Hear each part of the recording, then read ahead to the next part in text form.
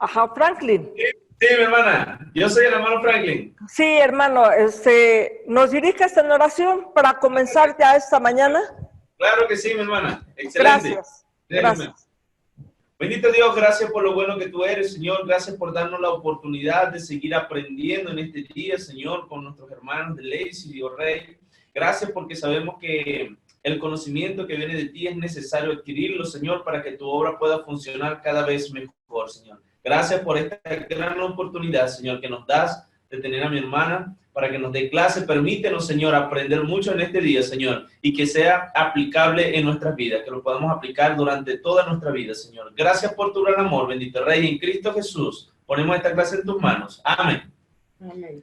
Amén. Pues muchas gracias, hermano. Una pregunta, ¿vieron los videos de las cartas de la prisión? No, hermana, no lo he visto. Me enderezo esta semana. Ah, ok. Porque bueno, sí es necesario haber visto los videos, porque realmente en este momento de la clase lo interesante era más bien ya compartir las reflexiones y discutir algunas dudas o situaciones así. Así de que, pues voy a hacer entonces una breve sinopsis para que pudiésemos entrar. Así de que no vio ningún video, hermano. No. No, bueno, estamos empezando en este sábado las clases llamadas de la prisión. ¿Por qué se llaman de la prisión? Bueno, pues porque se escribieron desde un arresto domiciliario. El contexto de estas cartas lo vemos allá propiamente desde Hechos 28, allá donde Pablo pues hace toda la travesía para llegar a Roma. Recuerda que él a su llegada a Jerusalén, que nos refiere allá en Hechos 21, pues fue arrestado y él apeló a César. Bueno, estuvo en la cárcel de Cesarea y después apeló a César y finalmente pues fue llevado a Roma. Entonces, al estar viendo la carta de Filemón, sí leyó el material bíblico, aunque no haya visto los videos. ¿Sí leyó el material bíblico, Franklin? Hermana, no, disculpe. Fueron un mes y medio lleno de demasiadas actividades y apenas estamos aligerando. Pero nos enderezamos esta semana. La verdad, una disculpa. Ah, ok. Muy bien, hermano. Bueno, pues está bien. Ok, vamos a tomar entonces este tiempo para hacer el avance con esta carta de Filemón. Es una carta pequeña. ¿Y tienes la Biblia en la mano? ¿Tienen Biblia en la mano? Sí. Ah, ok. Entonces, veamos viendo allá en el versículo 1 y 2, ¿qué dice? ¿Lo puedes leer, Franklin? Sí, de Filemón. De Filemón, ¿cierto? Sí. El 1 y 2. Ajá. Ok, dice, Pablo, prisionero de Jesucristo, y el hermano Timoteo, al amado Filemón, colaborador nuestro, y a la amada hermana Apia, y aquí por nuestro compañero de milicia, y a la iglesia que está en tu casa. Ajá. Muy bien, allí de entrada tenemos una descripción de quién es el autor de esta carta, ¿verdad? Pablo, y dirigido a Filemón. Realmente esta carta tiene una nota muy personal, porque está dirigida propiamente a una persona, aunque también dice allí a la hermana Apia, que sabemos que Apia se entiende que posiblemente era la esposa de Filemón, y Arquipo pues era el hijo y el pastor también, y el pastor de esta iglesia, porque luego dice allí a la iglesia que está en tu casa. Entonces podemos ver, ¿verdad?, cómo las primeras comunidades cristianas, pues así se reunían. en las casas de los hermanos. Entonces, en esta carta a Filemón, ¿qué es lo que mueve a Pablo a escribir a Filemón desde Roma? Bueno, en la carta, en el versículo 10, allí viene muy en claro cuál es el propósito por el cual fue escrita esta carta. Dice allí, te ruego por mi hijo Onésimo, a quien engendré en mis prisiones. Dice, el cual en otro tiempo te fue inútil, pero ahora a ti nos es útil. Fíjate que algo interesante. Hola hermana, bienvenida. Ya veo que se está conectando. Saludos hermana. Ya estamos empezando la carta de Filemón, para que por favor tenga abierta su Biblia allá. Muy bien hermana, gracias. Ok. Bueno, Pablo está rogando por Onésimo, dice, al hijo que engendré en mis prisiones. Y vamos a ver que es muy común en Pablo referirse a sus hijos espirituales así como hijos. Y él, de hecho, allá en Gálatas 4 decía, ¿no? Que tenía dolores de parto cuando pues tenía allí esa relación con hijos espirituales, con nuevos creyentes. Pero fíjate aquí, Onésimo significa onesis y obviamente significa provecho, útil, pero sin embargo, este Onésimo en un pasado no había sido útil, porque dice en el 11, en otro tiempo te fue inútil, pero ahora a ti y a mí nos es útil. Bueno, se entiende que Onésimo había robado y por eso había huido y se había ido hasta Roma. Si nosotros vemos el mapa, Pablo está aquí en Colosas. Déjame intentar presentarles un mapa a ustedes ahorita. Permítame tantito, ¿sí? Voy a compartir un mapa.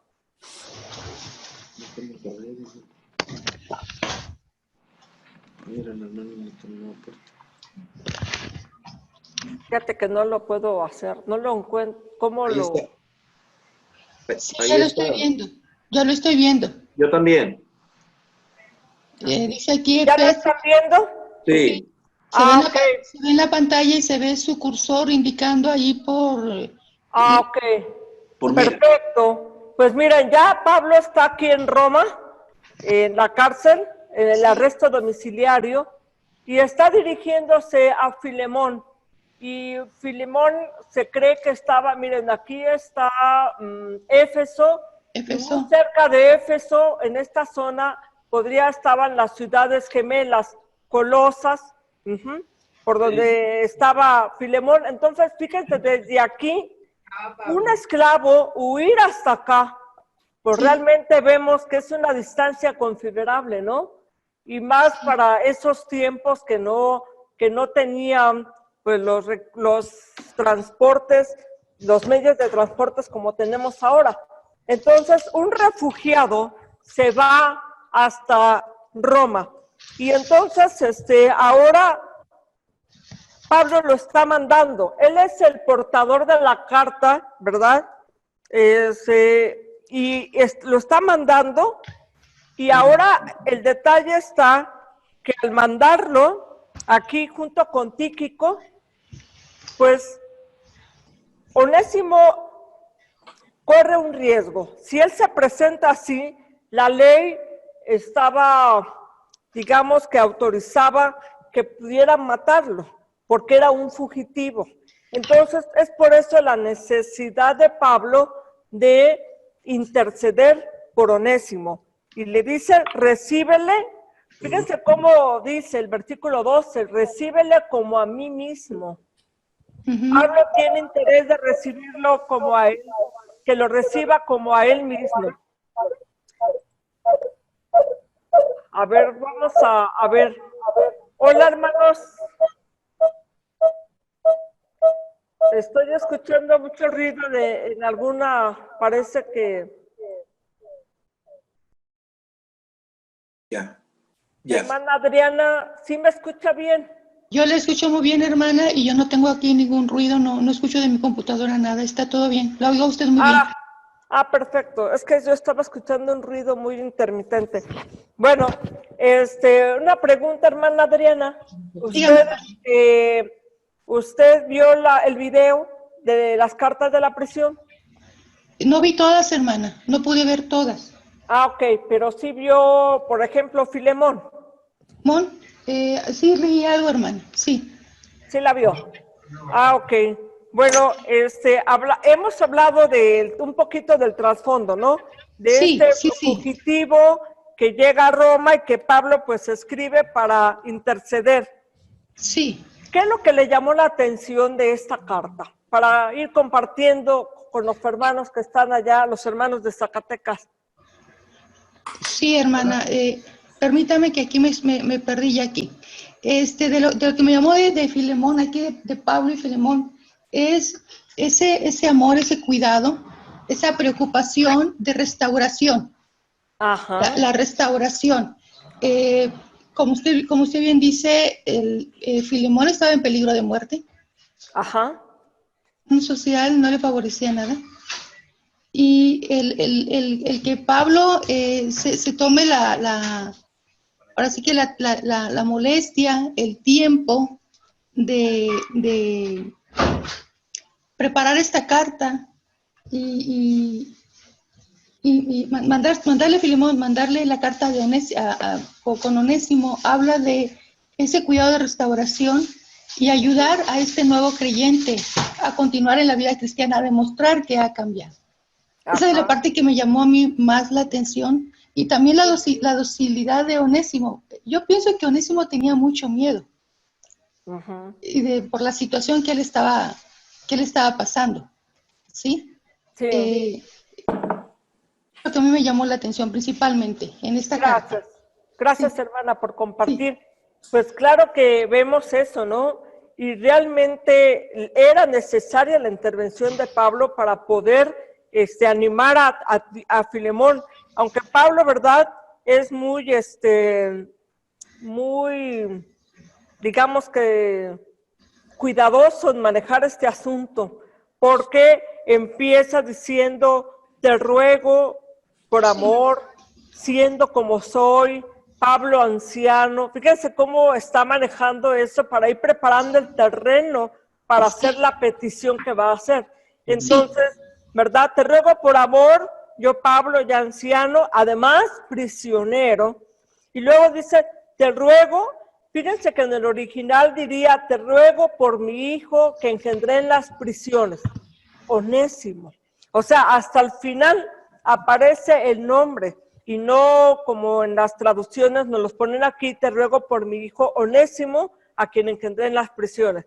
Pues en el original es el nombre el que está después y obviamente Pablo está con mucha delicadeza tratando el asunto, pero ha preparado el terreno, ¿verdad?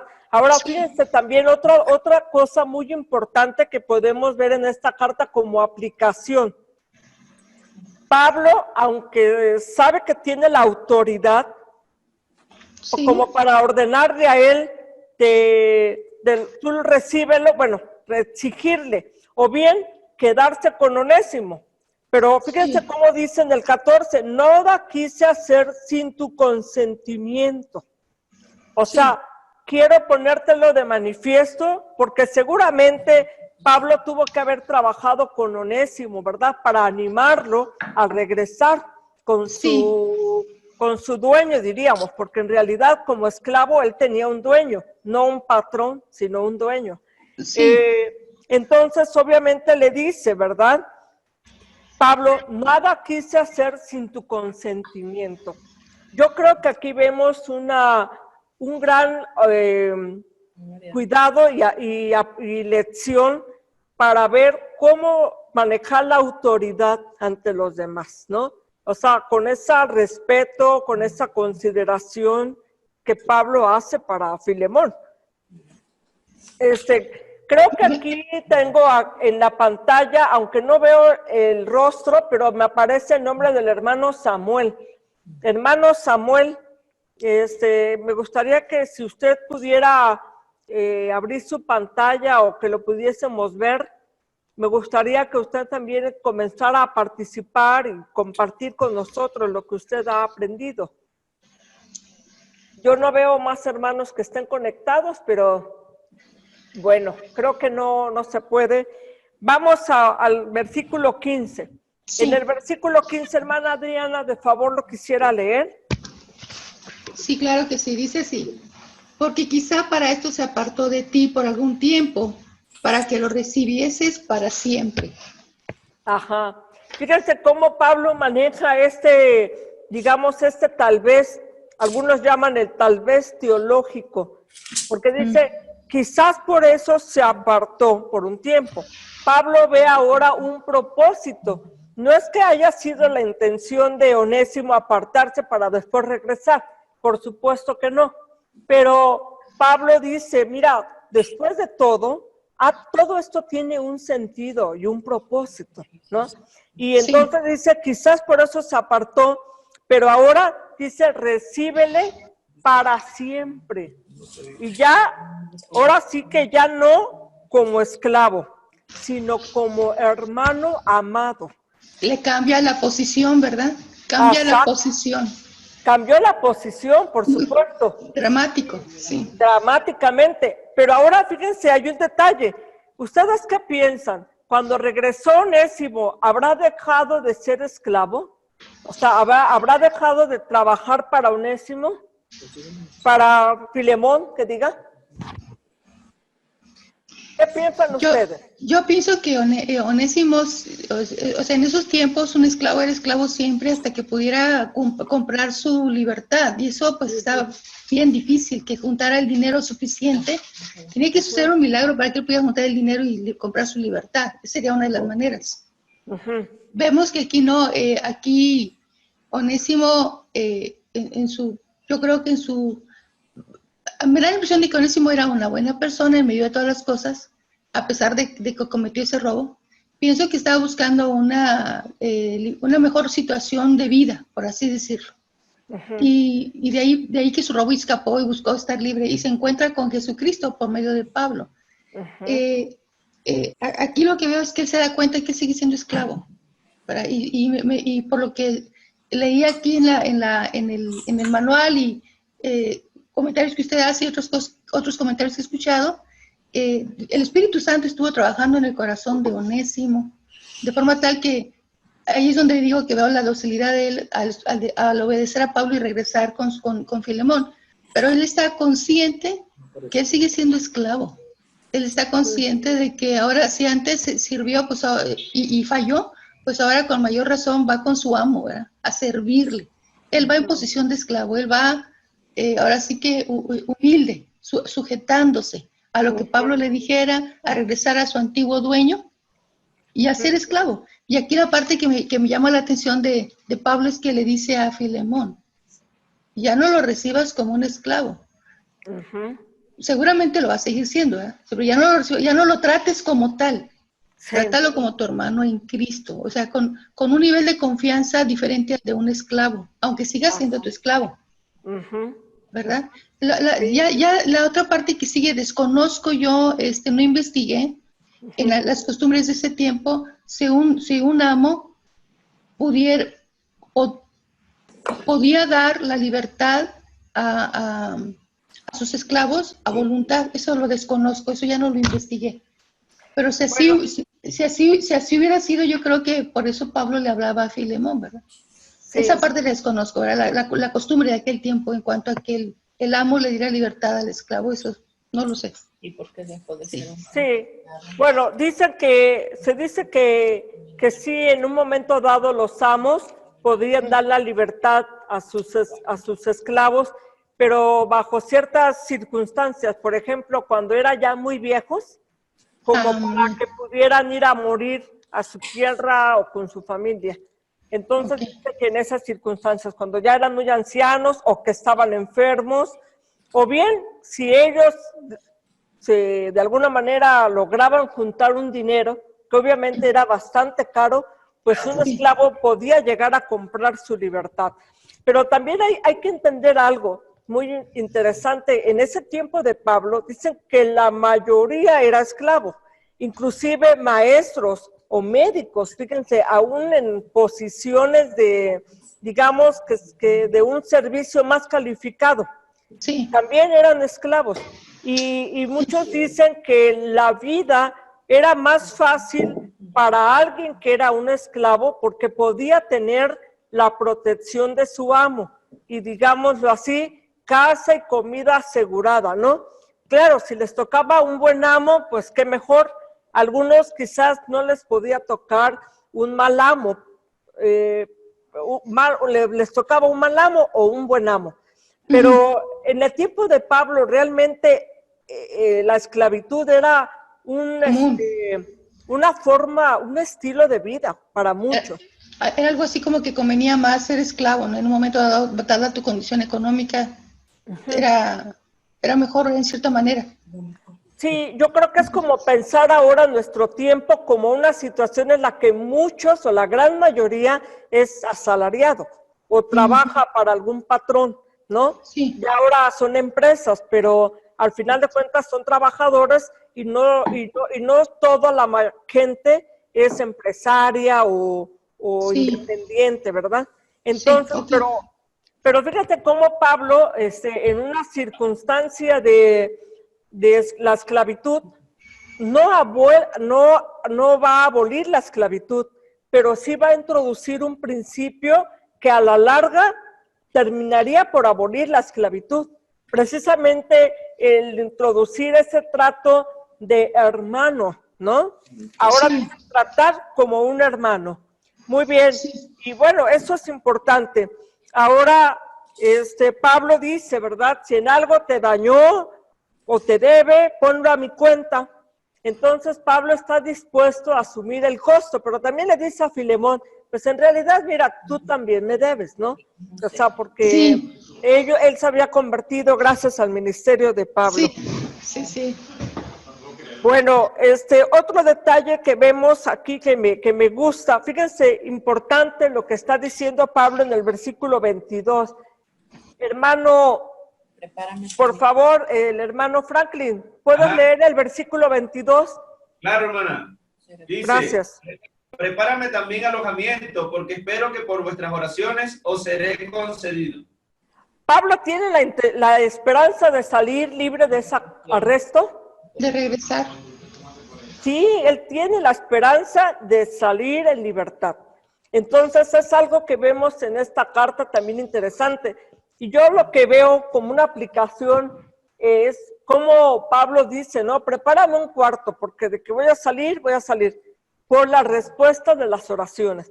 Oigan, hermanos, ¿cuántas oraciones nosotros no hacemos al Señor y no nos preparamos para recibirlas, no?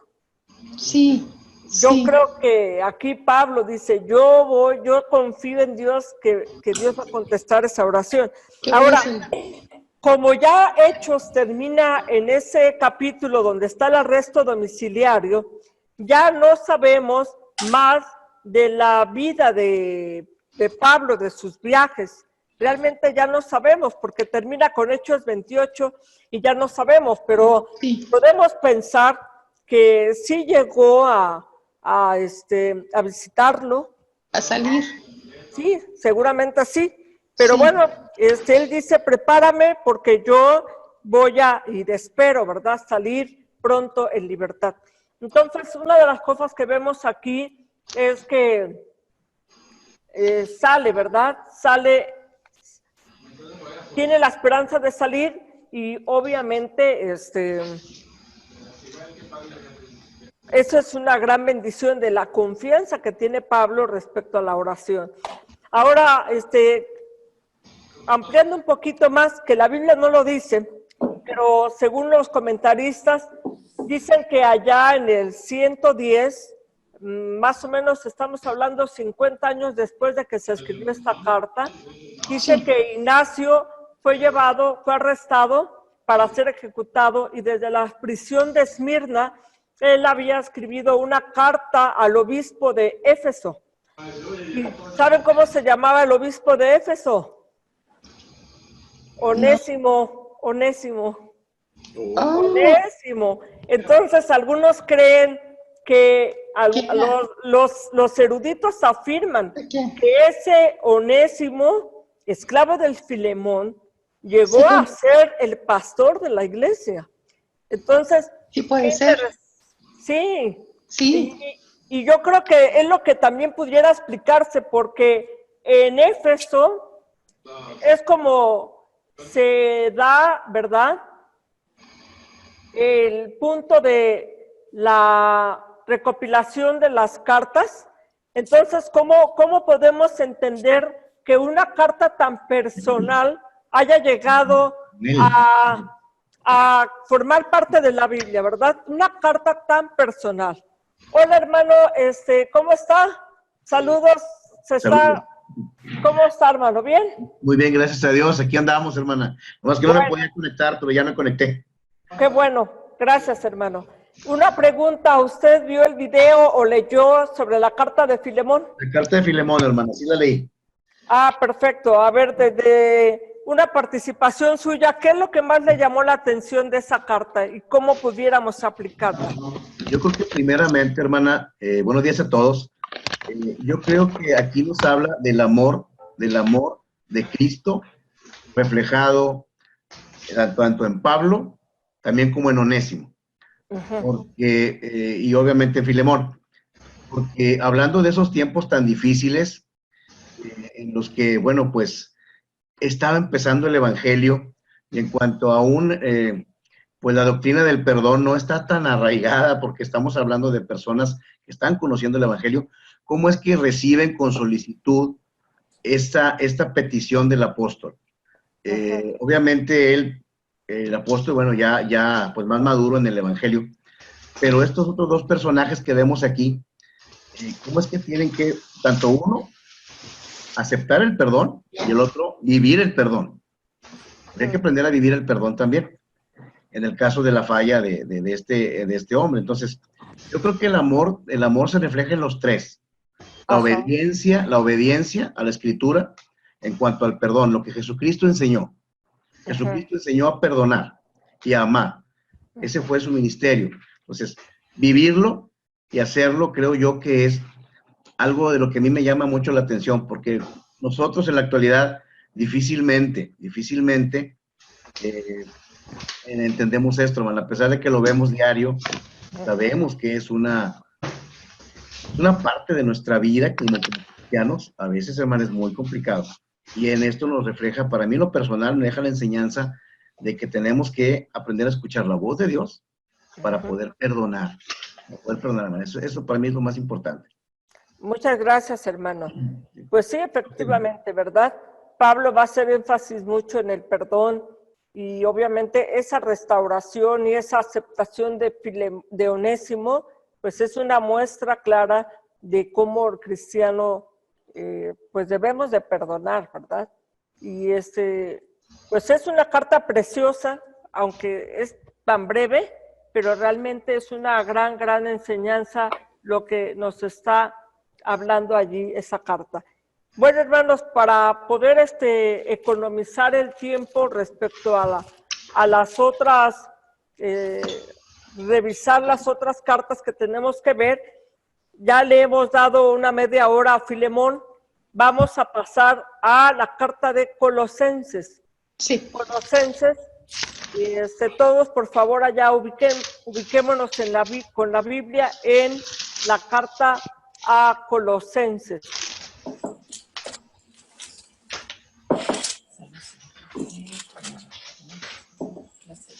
La carta de Colosenses, y al igual que Efesios, bueno, son cartas muy profundas y muy interesantes. Empezando por ubicar, Colosas está justamente, pues era realmente muy famosa por su lana negra, una ciudad comercial muy importante, de aguas termales, y estaba entre Hierápolis y la Odisea, y realmente estaba allí, aunque también había muy famosa en ese lugar de Colosas por los terremotos, ¿sí? de hecho te dice que después del 61 la ciudad de Colosas había sido devastada por un terremoto. ¿Quiénes conforman la iglesia de Colosas? ¿Quiénes la conformaron? Capítulo 1, versículo 21, por favor, si alguien quisiera leerlo. Colosenses. La leo. Y a vosotros también, que erais en otro tiempo extraños y enemigos en vuestra mente, haciendo malas obras, ahora os ha reconciliado. Ajá, nos ha reconciliado. Entonces dice aquí, antes ustedes eran enemigos, ¿no? Eran enemigos extraños. Entonces, la iglesia de Colosas se conformaba por personas, ¿verdad? Que venían del paganismo y eran gentiles. Y claro que allá en Colosenses 3, cuando dice despojaos del viejo hombre y luego habla de hacer morir lo terrenal, da una larga lista de pecados que pues todos conocemos que se practican, se hacen estando lejos del señorío del Señor, ¿no? De Cristo. Entonces, esta carta de Colosenses que vamos a ver, está Pablo combatiendo una herejía muy, muy importante, la herejía colosense. ¿Alguien escuchó allí en los videos que pudiera compartir en qué consistía la herejía colosense? No. Sí. A ver, adelante, hermanos. ¿Alguno de ustedes? Podría ser el sincretismo religioso, hermana, el tratar de infiltrar herejía, enseñanzas falsas, doctrinas falsas. Sí, claro, eran doctrinas falsas. Sí. ¿Algo más, hermana Adriana? ¿Usted? Sí, hermana, había una inclinación muy fuerte a adorar a los ángeles. Algo parecido a que lo que nos pasa ahora también, ¿verdad? Ajá. Sí, Perdón. sí, Hermana. también. Sí. Adelante, Samuel. Hablar también había mucho legalismo, se le da más importancia a las cuestiones ceremoniales, tratar de hacer eso como lo más importante, el culto a Dios. Tal vez como que mucha religiosidad judaica. Así es. En la forma, pero en el fondo no había un cambio. No había un cambio. No hay un cambio. Y también yo veo que algo que se da mucho en la religión dominante, aquí en México, en aquellos que deciden seguir a Dios por medio de esa religión dominante, es el tema del ascetismo, ¿verdad? El tema de mortificar el cuerpo, creyendo que con eso se está purificando el alma y cosas así. Así es. Hermana. Sí. ¿Me escuchan? Sí. Hermana, acá en Houston, hermana. Sí. Algo bien importante de la herejía de Colosas. Ajá. Es el espíritu. Bueno, se contemplaba que el espíritu era bueno. Ajá. Y toda la materia, o sea, el cuerpo, era malo. Pues por eso hacían con su cuerpo todo lo que ellos querían y lo maltrataban según ellos y decían que no había ningún tipo de problema. Y decían, bueno, pues no hay nada malo con la inmoralidad. O sea, ellos creían que solamente el espíritu era lo que iba a agradar a Dios. Y pues vemos que esa es una herejía, es algo incorrecto. Y es algo, como dice la hermana ahorita de Monterrey, es algo muy, muy reflejado ahorita en nuestros tiempos. ¿Por qué? Porque normalmente ahorita dicen, no, Dios te mira de adentro. Por fuera no lo ve, no es importante para Él. Entonces no juzgues, por favor, para que no seas juzgado. Y sabemos que eso está muy fuera de contexto. Entonces, es algo fuerte en las herejías de Colosas. Así es. Hermana, en esos lugares del mundo, perdón, en esos lugares griegos, en esas regiones, con las enseñanzas y las culturas, pues más dedicadas a cuestiones físicas, en cuestión de cuidarse, de guardarse. Yo también veo que el gnosticismo es parte del problema, como lo menciona el hermano. Y es en todo Grecia donde vemos cómo el gnosticismo avanza desde el siglo I, y es como, incluso lo vemos como los apóstoles, como los hijos del Señor, como Juan también incluso, lo combaten con mucha fiereza, porque el hedonismo el hedonismo es la palabra que buscaba, es parte de una cultura griega muy arraigada, desde antes de Jesús. Entonces, es parte del problema también. Ahora, cuando hablamos ya, como menciona el hermano, es cierto, cuando piensan que el cuerpo no importa, el cuerpo, lo importante es el espíritu, y se hace esa visión del gnosticismo, es cuando empiezan también muchos problemas, porque yo puedo vivir los 6 días de la semana como yo quiero, aplicándolo a la actualidad, aplicándolo a mi día, y nada más el domingo portarme como cristiano. Entonces, es parte de lo que yo creo que como cristianos tenemos que ver también en todo esto. Somos cristianos de tiempo completo, no nada más el domingo. Y esa es una forma de vida de estas personas. Sí.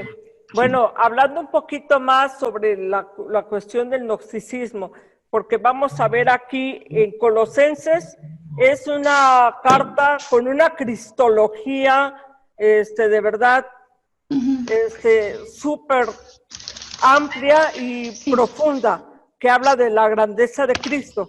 Pero en este tiempo, el gnosticismo es una corriente, porque no podríamos decir que era religión, pero sí como una corriente, una manera de enfatizar que la salvación se podía adquirir a través del conocimiento, ¿sí? Por eso es el gnosticismo, de gnosis, que quiere decir conocimiento. Entonces, es lo que dicen que en este tiempo de Pablo, pues realmente era como que los inicios, porque tuvo un desarrollo muy amplio entre el siglo II y III, pero en este aspecto, Pablo va a hablar de la grandeza de Cristo y va a hablar precisamente de que Cristo es el creador y Dios, ¿verdad? Él va a hablar allá, por ejemplo, en el versículo 15 y el capítulo 1, dice, él es la imagen del Dios invisible, el primogénito de toda creación, porque en él fueron creadas todas las cosas, y todas las cosas que hay en el cielo y en la tierra, visibles, invisibles, sean tronos, sean dominios, sean potestades. Y luego dice, todo fue creado por medio de él y para él. Entonces, los gnósticos no creían en un Dios personal, relacional, sino ellos creían que Dios era sí supremo, lo máximo, pero que este Dios no pudo haber tocado la tierra, sino que eran emanaciones y que Cristo era una de las emanaciones de este Dios. Entonces, ellos no creen en este Dios. Entonces, ellos, por eso Pablo habla de que Él es el creador, Él es el primogénito. Entonces, sí está hablando de dándole pie, mucho énfasis a Cristo. Ahora, también, si hablan de que la materia es mala, el mundo es malo, pues eso de hablar de Jesús como creador del universo, esto es algo realmente muy, muy importante. Ellos hablaban mucho de la plenitud del conocimiento. Y ya vamos a ver que Pablo habla de algo mucho más importante en relación a lo que ellos hablaban como el conocimiento. Pablo, ¿se acuerdan que allí está haciendo una oración? Hay una oración que él está haciendo en el capítulo 1, allá en el versículo 3, dice, siempre orando, dando gracias a Dios. Sí. Dice, Padre de nuestro Señor Jesucristo. Y fíjense que hay una parte importante, dice que ha llegado hasta vosotros, así como a todo el mundo, ¿no? La esperanza. Dice, lleva fruto, crece también en vosotros desde el día que conocisteis la gracia de Dios en verdad. Sí. Y dice, así como lo habéis aprendido de Epafras, nuestro consiervo amado, que es un fiel ministro de Cristo para vosotros. Y dice, por lo cual también nosotros desde el día que lo oímos, no cesamos de orar por vosotros y pedir que seáis llenos del conocimiento de su voluntad. Fíjense que aquí hay una expresión muy, muy importante. Cuando dice yo oro para que ustedes sean llenos del conocimiento, la corriente gnóstica, así es, gnosis, conocimiento. Pero Pablo, la palabra que está usando aquí, cuando dice aquí, yo oro para que sean llenos del conocimiento, está hablando de epignosis. Es decir, no la gnosis, no el conocimiento, sino más allá. O sea, por encima de todo conocimiento. Y eso habla de una relación personal, porque dice, yo oro para que tengan conocimiento. Y no solo eso, vean lo que dice ese versículo 9, sabiduría e inteligencia espiritual. Cuando está hablando de sabiduría, está hablando de Sofía, y la inteligencia como el conocimiento crítico y la capacidad de ser analíticos para cada situación. Y obviamente Pablo quería que ellos tuvieran esa capacidad para trabajar y discernir estas enseñanzas. Ahora, en el gnosticismo, la creencia era que unos cuantos eran elegidos, unos cuantos podían acceder a ese conocimiento. Entonces, llevaba a tener una especie de superioridad intelectual, ¿no? Como la gente que se le subía, ¿no? Se subía, se creía por lo mismo, de decir, nosotros tenemos el conocimiento, nosotros somos iluminados. Pues Pablo habla de que él, vean en el versículo 28, cuando habla del misterio, ahorita vamos a hablar un poquito de eso, pero dice, a quien anunciamos, amonestando, fíjense las expresiones que usa, a todo hombre, enseñando a todo hombre en toda sabiduría, a fin de presentar perfecto en Cristo Jesús, ¿a quién? A todo hombre. Ojo, eso es algo bien importante en el tiempo de Pablo, porque este gnosticismo era de unos cuantos, de unos pocos, o sea, privilegiados. Pero Pablo está diciendo, no, el evangelio es para todo hombre. Realmente no necesitamos contraseñas, no necesitamos algo especial. Ahora, otro de los aspectos que Pablo usa en esta carta de Colosenses, aparte de atacar el gnosticismo, bueno, antes de que se me pase, hermanos, una observación. Fíjense, en el versículo 7 dice, como lo habéis aprendido de Epafras, ¿cómo se aprende? ¿Cómo se transmite el conocimiento del Señor? A través de personas, ¿no? Sí. No es conceptos, no son ideas, no son así filosofías, sino aquí habla de un contacto personal. Y dice, bueno, Pablo lo está hablando allí. Pero hay otro aspecto que se menciona en esta carta, el misterio. Fíjense, en el tiempo de Pablo hay religiones de misterio. Y esas religiones de misterio realmente existieron aún mucho antes del tiempo de Pablo. Y en las religiones de misterio era muy común tener un voto secreto. Y claro, había mitos en relación a esto, ¿no? Que la resurrección de dioses, ciertas ceremonias religiosas secretas, experiencias subjetivas. Por eso habla de las cuestiones de los ángeles allí, ¿no? Lo que le comentaba nuestro hermano. Entonces aquí está hablando el misterio. Aunque Pablo usa la terminología de gnosis, de los gnósticos como el gnosis y el misterio, pero él le da otro contexto y otra explicación a esto. Misterio, dice aquí el versículo 26. Sí. 27, ¿quieren leerlo, por favor, alguien de ustedes? Dice la Escritura, el misterio que había estado oculto desde los siglos y edades, pero que ahora ha sido manifestado a sus santos. Ajá. ¿Y el que sigue, el versículo que sigue? Sí, hermana. A quienes Dios quiso dar a conocer las riquezas de la gloria de este misterio entre los gentiles, que es Cristo en vosotros, la esperanza de gloria. Qué hermoso misterio, ¿no? Aunque no es misterio porque no está oculto. Pablo precisamente habla de que ha sido revelado. Y estas predicciones de misterio era ese secretismo.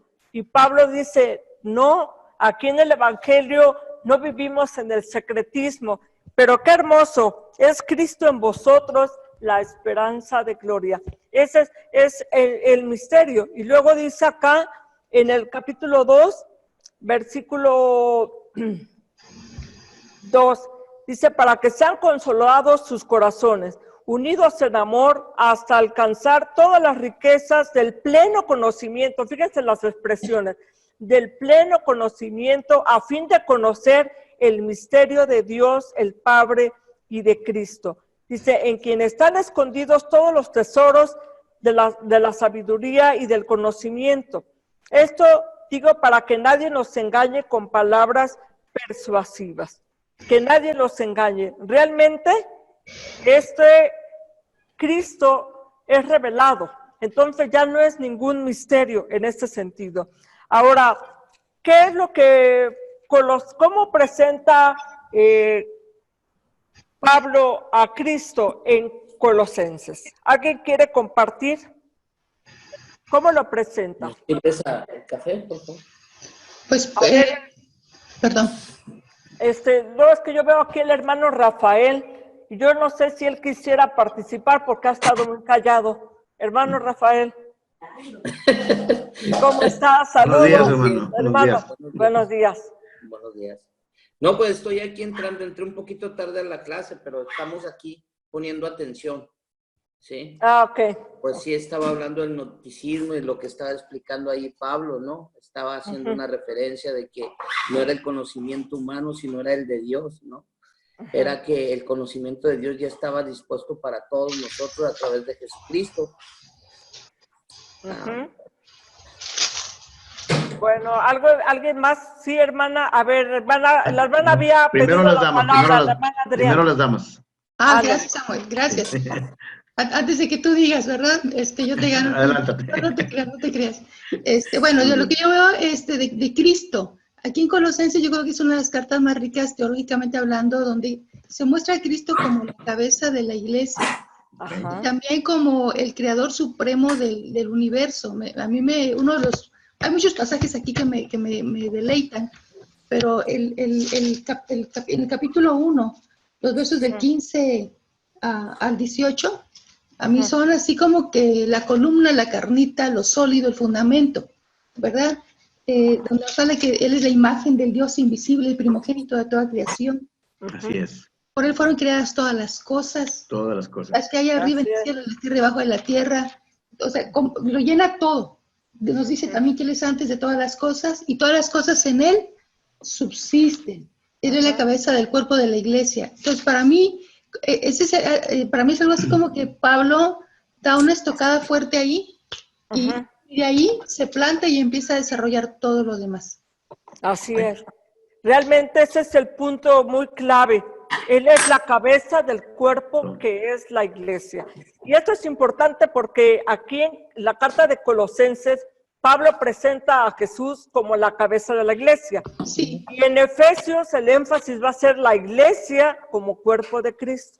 Sí. Entonces, esas dos cartas se complementan muy bien, pero claro, tenemos que empezar por la cabeza, ¿no? Que Sí. por eso empezamos con Colosenses, la cabeza. Ahora, ¿cuál es el objetivo de Cristo? ¿Verdad? Hay un punto muy importante, muy clave en esta carta, en el versículo 1:20. Vean lo que dice allí. Dice, por medio de Él, reconciliar todas las cosas. Sí. Fíjense, ¿qué implicación tiene, hermanos, de ese aspecto? De reconciliar con Él todas las cosas. Esa es la idea central. Y está muy paralelo con Efesios, porque miren, nomás lo voy a adelantar un poquito, ya estaremos entrando a Efesios. Pero en Efesios 1:10 dice de reunir todas las cosas en Cristo. Ajá. O sea que Pablo habla en este aspecto de la unidad, de la integración. Y si habla de la unidad, el propósito de Cristo en integrar, en reunirnos, ¿cuál es la idea que está implícita allí? ¿Cómo estamos, hermanos? Que seamos uno en Cristo, que Ajá, pero si el propósito de Cristo es reunir todas las cosas, entonces implícitamente, ¿qué nos está diciendo? ¿Cómo pues, estamos? estamos separados, estamos Dispersos. Así es, Mira, todos disgregados, Cada quien por todos- su lado. cada quien por su lado, ¿no? Fragmentados. Entonces, por eso ya en Efesios va a hablar mucho de la unidad. La unidad de la iglesia es importante. O sea, precisamente el propósito de Cristo es de reunirnos, de unificar todo, la reconciliación. Bueno, Hermana, sí, adelante. nada más para complementar lo que dijo Adriana, que era lo que casi iba a decir Sí. yo. Nada más para complementar, dar a entender en este caso por Pablo, en este caso a los hermanos de Colosas, la suficiencia de Cristo, hermana. Ujú. Cristo es suficiente en todo. No se necesitan dioses ajenos, no se necesitan filosofías extrañas ni huecas sutilezas como enseña en otras de sus cartas. Ujú. La suficiencia de Cristo es un punto también que desde mi punto de vista es de resaltar. No necesitamos nada más. Así es. Y ese es mi comentario, hermana. Es suficiente, porque obviamente ellos, porque lo habla, ¿no? Que cómo habían ellos, introducido rudimentos como que no toques, no Así es. comas, no gustes, porque todavía también hay Ceremonialismo. influencia del judaísmo, como a hacer cosas más extras para poder ser salvos, ¿no? Aquí habla de la suficiencia. Para Ahora, complementarla. así es. Sí, para complementar la salvación. Tiene Ajá. que ser esto. Y eso sí, eso no es lo que enseña la Escritura. No, y aquí lo reafirma. Ahora, fíjense, hay otro aspecto que vamos a que quiero retomar, aunque ustedes ya cuando vean los videos y lean su material ya más a fondo van a entrar, pero aquí hay algo muy importante que no podemos pasar por alto. Cuando dice en el capítulo 2, versículo 9, dice, porque en él habita corporalmente toda la plenitud. Corporalmente toda la plenitud. Esto es importante porque estos gnósticos creían que Jesús, bueno, aparte había otra corriente docetista que hablaba de que Jesús era como una especie de fantasma, Fantasma, que no había tenido un cuerpo, y algunos decían que hasta que cuando caminaba no dejaba huellas. Entonces, esa era una corriente, pero aquí habla de que en él habita corporalmente toda la deidad. Pues, obviamente Pablo está haciendo hincapié tanto en la humanidad de Jesús como en su divinidad. O sea, los dos aspectos están en Jesús. Bueno, eso es algo muy, muy importante. Aquí maneja, hermana, perdón. Sí. Sí, nada más un comentario rapidito. Aquí maneja el apóstol, ¿sí? Aquí está, perdón. La palabra griega pleroma. El pleroma es Plenitud. hasta el borde, completo, lleno, no falta nada. Como un vaso hasta el borde, casi a punto de tirarse del agua. O sea, derramarse la palabra. No necesitas, estás completo. Es un pleroma, es del griego pleruste y es todo lo completo. No cabe nada más. Así es. Pues es lo que Pablo dice que él oraba, ¿no? Porque fueran completamente llenos, la plenitud. O sea, los gnósticos decían, nosotros tenemos el conocimiento. Pues Pablo dice, nosotros tenemos desbordante. Todo. O sea,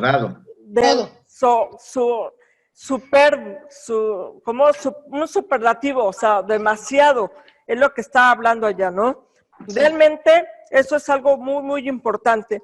Ahora, otra de las palabras que es importante tanto en Colosenses como en Efesios, cuando Pablo habla de andar en el Señor, porque bueno, habla aquí en el versículo 3, capítulo 7, en las cuales en otro tiempo anduviste en otro tiempo cuando vivías en ellas, hablando de los pecados, ¿no?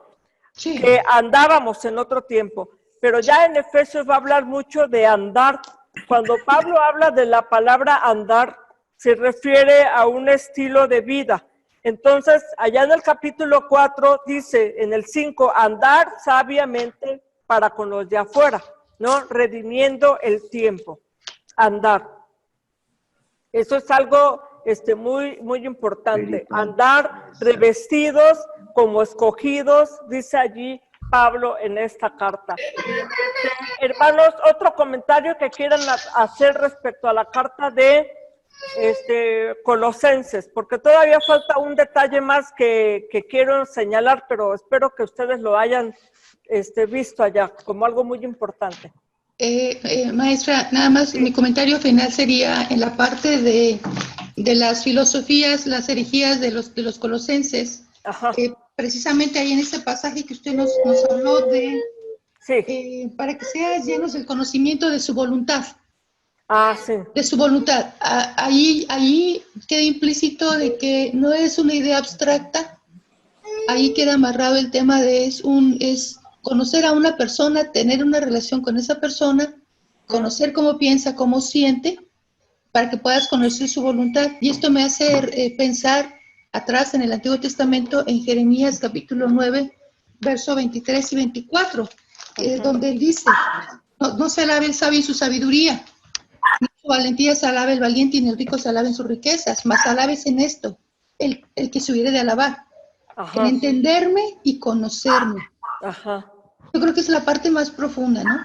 Entender a Dios y conocerlo.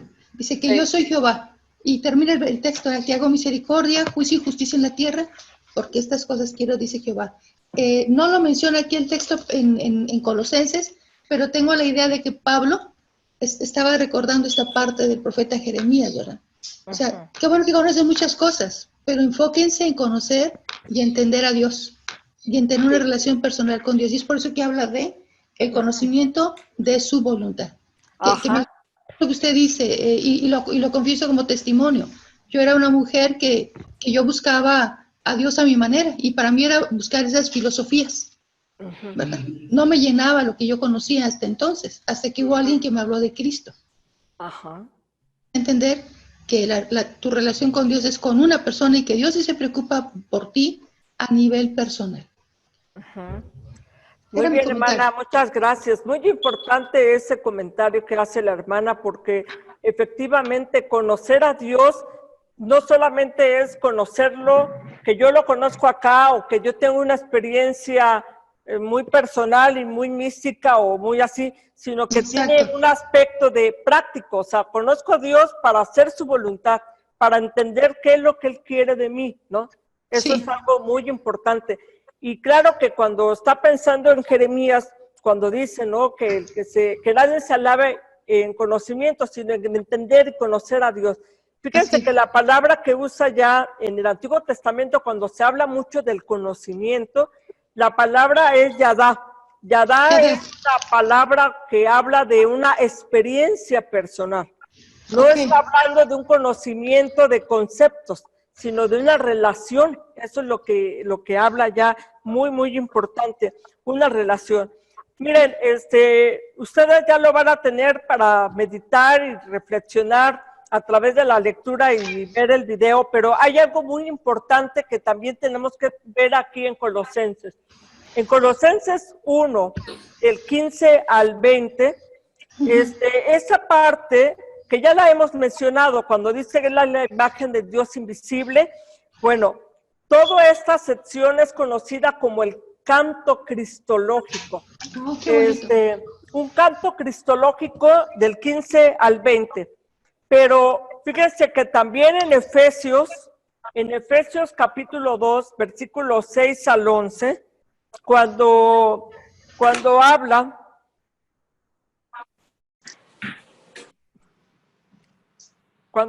ya, bueno, en el Efesios 2. Juntamente con él nos resucitó. Ajá. Dice, juntamente con él nos resucitó, nos hizo sentar a la diestra del Padre. Bueno, en esta sección también hay, en Efesios 2, hay un canto cristológico. Hay un canto cristológico muy importante en el libro de Efesios. Yo nada más quería como que hacer una breve... Un paralelo. Un paralelo, sí, porque hay esos cantos cristológicos y el punto es, esos eran cantos que la iglesia cantaba. Entonces, ¿cómo podemos entender ahora la música contemporánea? ¿Qué desafíos hay para los músicos del día de hoy? ¿Verdad?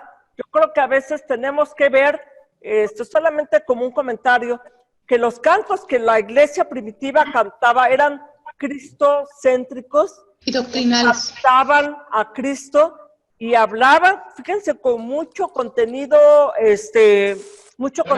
teológico. Teológico. Y a veces yo creo que ahora los cantos muchas veces los escuchamos como muy no profundos y a veces Paternalistas. como que, sí, y con una frase muy repetitiva y a veces no nos están enseñando muchos aspectos doctrinales profundos, ¿no?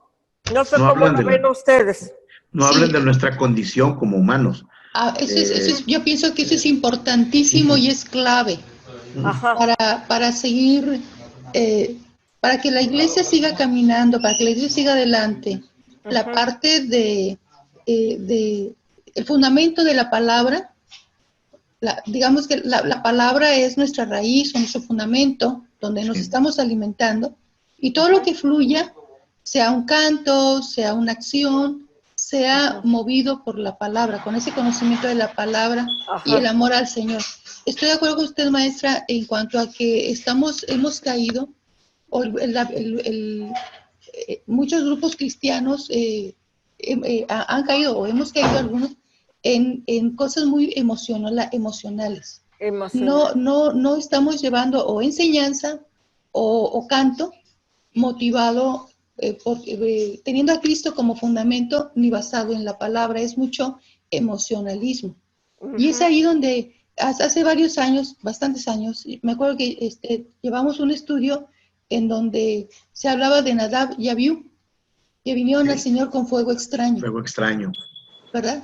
Y los teólogos buscaban, bueno, ¿qué fue ese fuego extraño?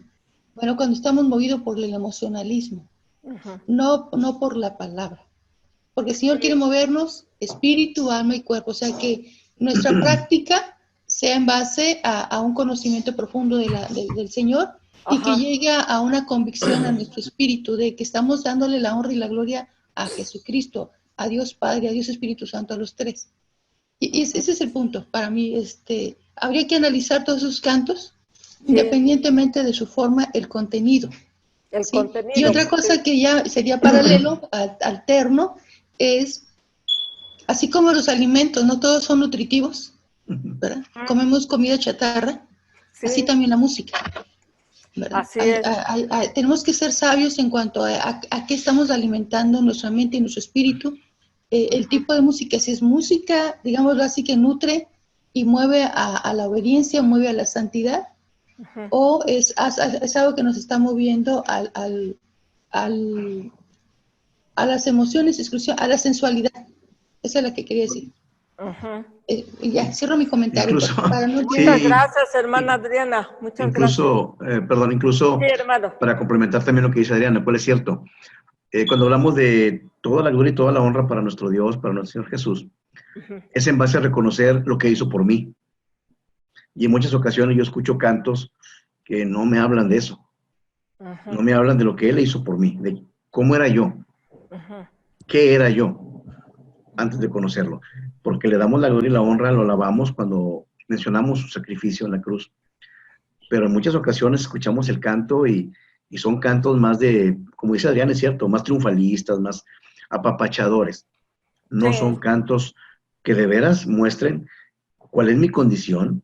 Soy humano, soy pecador, y Cristo murió por mí.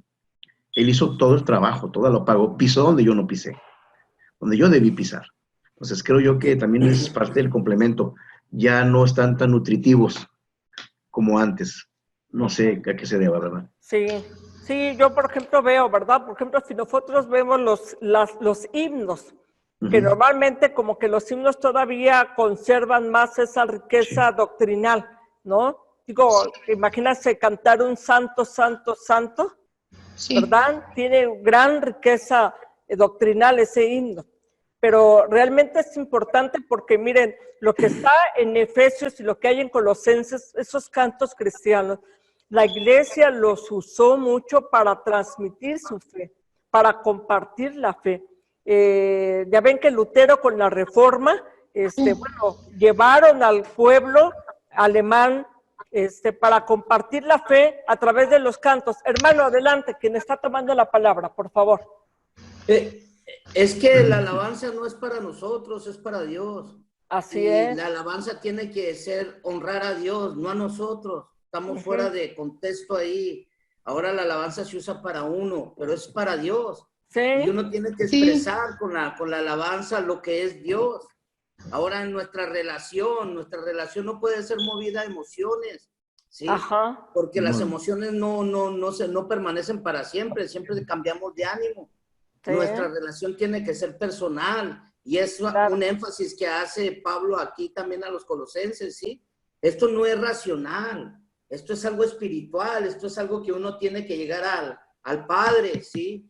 Y tiene uno que tener esa relación, ¿no? Ajá. Entonces es triste, es como hay un canto que dice que con una corona de espinas te hiciste rey por siempre. Eso es una falsedad. Cristo es rey por siempre y no por una corona de espinas, ¿sí me explico? Y la gente la canta. Yo no estoy de acuerdo en eso, ¿sí? Ajá. Él es rey por siempre, no fue la corona de espinas. Y la situación es que no podemos nosotros tener alabanzas o cantos para nosotros, porque es para exaltar el nombre de Dios. Así y es. ese es el problema, que la gente cree que el entrar en adoración, porque ahora ya le decimos adoración, alabanza, ¿sí? Es lo mismo. Nosotros llegamos y adoramos a Dios con lo que somos y exaltamos su nombre porque Él es grande, porque Él es todo. Esa es la enseñanza que nos enseña la palabra de Dios a enseñar, a transmitir. Por eso ahorita hay muchos problemas, porque la gente es muy susceptible a la música y a lo que dicen. Mire, póngales la alabanza esa de cansado del camino y están todos llorando y nadie está haciendo nada. ¿Sí? Pasaron por un desierto, pues si no están alabando a Dios, ¿sí? El Señor tiene que ser exaltado y ese es uno de los problemas que tenemos ahorita, que ya todo es hacia nosotros, se trata de nosotros y no es así. La adoración y la exaltación es para el Rey, es para Dios. Ese es el problema que la iglesia ahorita está pasando. La iglesia está agarrando la adoración para sí. Y no es así, es exaltar a Cristo por lo que Él hizo en nosotros en esa cruz. Él tomó nuestro lugar, Él se sacrificó por nosotros para darnos una salvación y tristemente ahora la gente no lo está exaltando como Él se merece. La alabanza no es para nosotros, los instrumentos no fueron creados para nosotros, es para darle honra y gloria a Él, ¿verdad? Sí, hermano. Gracias. Bueno, nada más tocaba ese punto sobre el canto cristológico. Sí, hermana. No, nada más eso, que gracias, hermano Rafael, porque no lo quise decir, pero él lo dijo muy bien. Ahora los cantos están enfocados a nosotros y a mí me vino a la mente esos cantos que dicen, y ahora soy la princesa de Dios y cosas de ese tipo. Ahorita sí es verdad que la palabra dice que el Señor nos ha hecho reyes y sacerdotes. Pero ahorita aquí en la tierra no estamos para ser reyes, estamos para ser siervos. Allá en el futuro seremos reyes con Él, pero ahorita somos siervos y ahorita el Señor nos pide que crucifiquemos nuestra carne, ¿verdad? Y que tomemos la cruz, ¿verdad? La cruz del discípulo y hasta llegar a Gálatas 2:20, con Cristo estoy justamente crucificado. Pero todavía no somos los que estamos reinando, no somos las princesas ni los príncipes ni los reyes aquí en la tierra. Bueno, ya cierro mi comentario. Gracias, hermano Rafa. Gracias, hermana, muy amable. Muy bien, hermanos, pues miren, solamente era un asunto que quería tocar. Claro que no estamos tratando una clase sobre adoración ni nada de eso, no nos podemos extender. Pero sí es importante señalar eso, cómo la iglesia cristiana, sus cantos eran cristocéntricos, ¿sí? Y con mucha doctrina, porque realmente era lo que se compartía. Muy Hermana. bien, hermanos, sí, adelante. Hermana, no, nada más un comentario. No me ven. Ok, sí, hermano Gerardo, adelante. No, soy Ernesto de Houston, hermano. Ah, ya lo veo. Es que pensaba que era Gerardo, pero es que ahí me dice Sony, no me dice su nombre, por Sí, eso. exactamente. Adelante. Nada ya. más un punto así rapidito, hermana. Es Sí. bien cierto lo que están comentando. Ahorita Sí. normalmente parten en dos el servicio. Una cosa es adoración y lo otro es la palabra de Dios. Me ha tocado ver que muchas veces se toma demasiado tiempo para la adoración y unos 15 minutos para la predicación. Entonces, y yo he visto mucha gente que están cantando y olvídate, o sea, es lo mejor, pero llega el tiempo de la predicación y se salen del servicio. Entonces, eso es incorrecto, o sea, no estamos jugando, o sea, la palabra de Dios, o sea, eso es una parte de adoración, pero el complemento y lo más importante es lo que Dios tiene para nosotros. En el canto sí, en la alabanza se debe de potencializar los atributos de Dios, que somos siervos de Él, que sin Él nada sucede, de dónde nos trajo, etcétera, etcétera. Pero lo más importante es la palabra de Dios y muchos están perdiendo el enfoque de eso. Tenemos que reenfocarnos en recibir más palabra de Dios, porque muchas veces, hermanos, tenemos bien en cuenta cuando estamos exponiendo la palabra de Dios en el reloj. 15, 20 minutos, 20, 30 minutos máximo, y ya 40 te estás excediendo y te expones a que la gente se empiece a salir. Es esto, no puede ser posible. Pero esos son los tiempos que tenemos ahorita. Sí, hermano, gracias, muchas gracias, hermano. ¿Alguien más quiere dar un punto final sobre la carta de Colosenses para que pasemos a Efesios? Bueno, todos entonces, hermanos, nos pasamos a Efesios para dar un breve vistazo a la carta de los Efesios. Ahora el énfasis es Cristo como cabeza de la iglesia, es decir, la iglesia, el cuerpo de Cristo. En esta carta de Efesios, bueno, dicen los eruditos que Efesios es una carta, la reina de las epístolas, ¿verdad? O sea, es una carta con mucha teología, aunque no hay una problemática propiamente a tratar de la iglesia, pero sí, obviamente, lo que tanto a Colosas y Éfeso le rodeaban, pues eran esas corrientes gnósticas de misterio, judaizantes, ¿no? Ahora, ¿cuál es la idea clave de Efesios? 1:10, vamos a 1:10. La idea clave central de la carta de los Efesios. Reunir. Ajá, Es 1:10. así, de reunir todas las cosas en Cristo en la dispensación del cumplimiento de los tiempos, así las que están en los cielos como las que están en la tierra. Ajá. Reunir todas las cosas en Cristo.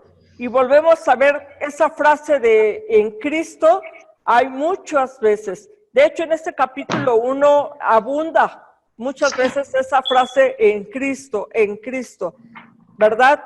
Sí. Fíjense en el capítulo 1, versículo 3, bendito sea el Dios y Padre, que nos bendijo, ¿verdad? De nuestro Señor Jesucristo, que nos bendijo con toda bendición espiritual en los lugares celestiales en Cristo, ¿verdad? En Cristo. Dice el Padre, luego me voy a ir rápido. En el 4, Él nos escogió en Él, nos predestinó, nos adoptó para alabanza de su gloria, ¿verdad? Para alabanza de su gloria. Dice, ahora en el 7 cambia, dice, en quien tenemos redención por su sangre, el perdón de pecados. Y entonces ya no habla del Padre, sino del Hijo. Y luego vemos allá en el versículo 13, en quien dice, en él también vosotros, habiendo oído la palabra de verdad, el evangelio de vuestra salvación, y habiendo creído en él, fuisteis sellados por el Espíritu. Entonces está hablando la elección del Padre, el habernos escogido, el Hijo, el habernos redimido, ¿verdad? Y el Espíritu Santo, el habernos sellado. Entonces, en ese versículo, en ese capítulo, solamente del 1 al 14, nos está dando toda la esencia del Evangelio, ¿verdad? El escogernos, el redimirnos y el sellarnos. Ahora, ¿con qué propósito? Fíjense nada más, en el versículo 6, para alabanza de la gloria. En el versículo 14, para alabanza de la gloria. ¿Qué les dice, hermanos, eso? ¿Qué nos quiere decir eso?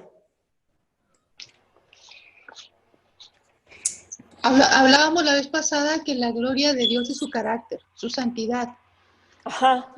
Entonces Sí. estamos hablando de para alabanza de la gloria, ¿sí? Ujú.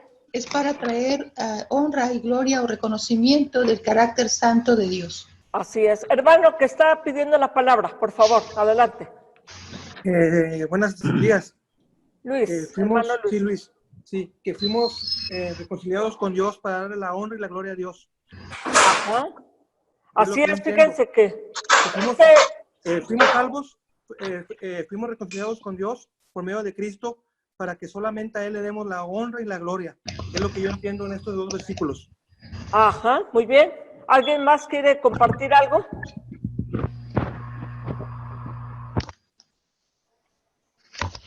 Se refiere a lo que Dios ha hecho y hará, que es una victoria en la que no se mira la proporción de su poder, es grandísimo, ¿sí? Ujú.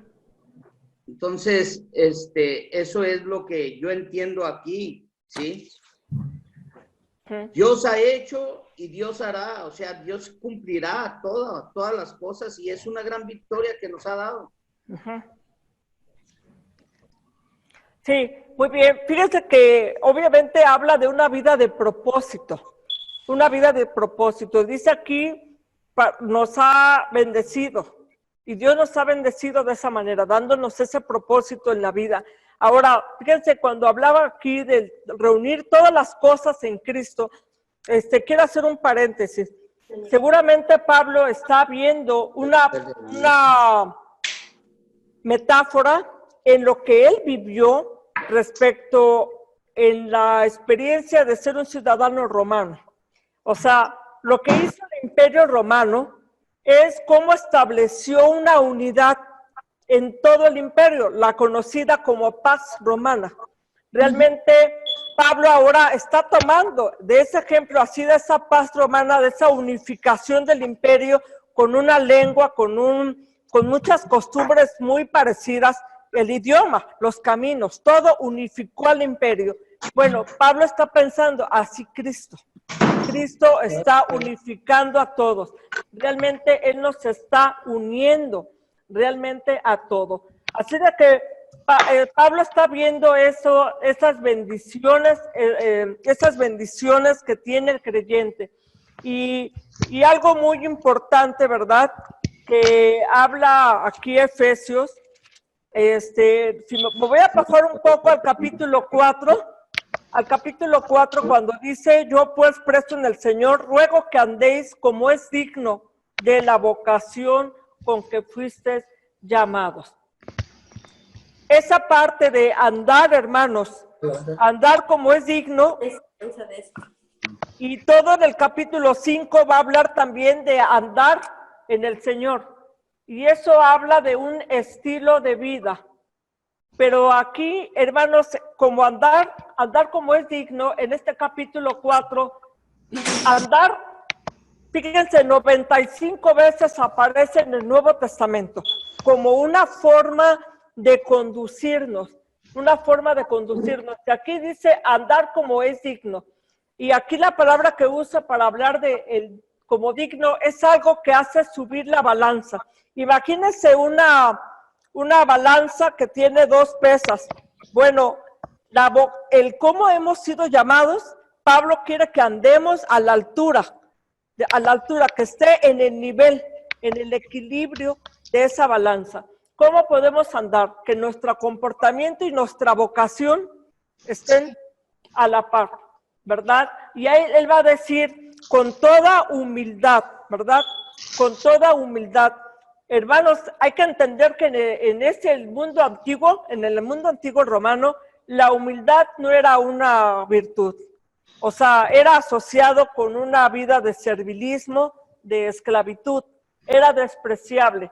Pues el cristianismo la coloca como la primer virtud cristiana, la humildad. Así de que, y fíjense, ¿y cómo podemos ser humildes?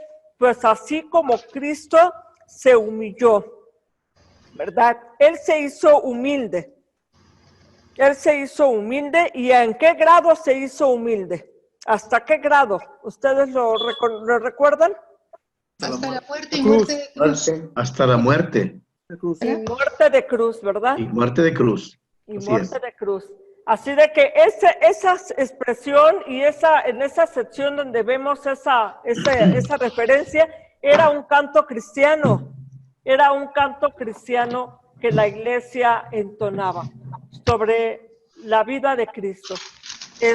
Vamos a hablar